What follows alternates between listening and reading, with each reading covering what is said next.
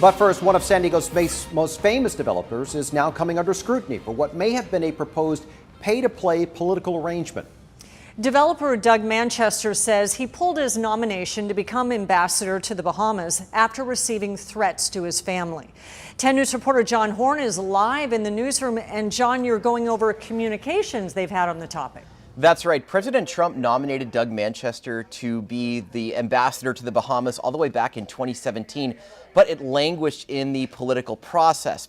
Now, a series of uncovered emails show that Manchester may have implied he'd make big cash contributions to the Republican National Committee upon his approval for the post. It's devastation.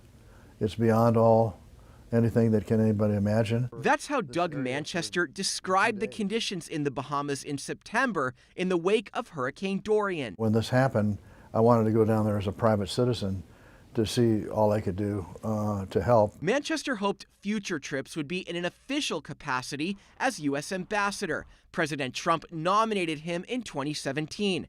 In September of this year, just after Manchester returned from his humanitarian trip post-Hurricane Dorian, Trump tweeted a thank you to Manchester, saying he is, quote, hopefully the next ambassador to the Bahamas. That's when things quickly changed. Well, Tony, emails obtained by CBS News show the Republican National Committee asked the nominee to be the ambassador to the Bahamas, San Diego developer Doug Manchester, to donate $500,000 as his confirmation in the Senate hung in the balance. CBS News reports 3 days after Trump's tweet, Republican National Committee Chair Ronna McDaniel asked Manchester for a $500,000 donation. Manchester replied, "As you know, I am not supposed to do any, but my wife is sending a contribution for $100,000.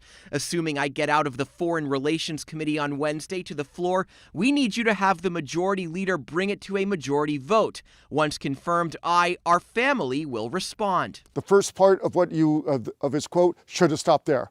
I cannot contribute because I'm here, period. The minute he says after the fact, then there's a problem. Political analyst John Dadian says it's common for big political donors to get appointed as ambassadors, but they have to make the contributions with nothing else on the table. Manchester donated $1 million to Trump's inaugural committee in 2016. A spokeswoman for Manchester says there was absolutely no pay-to-play. She also says that Manchester sought legal opinions and that those showed that he did nothing wrong. Now, the Republican National Committee got back to CBS News. They told the network there was absolutely no suggestion that contributions would speed up Manchester's nomination. Guys. All right, John. So question, though, is there any legal ramifications for anyone involved in this? So I did check with the Federal Elections Commission on this. A spokeswoman said she really can't comment on pending or potential enforcement action. She did note that she was unaware of any part of the Federal Election Campaign Act that addresses this issue, but it could be addressed in a different law. Back to you.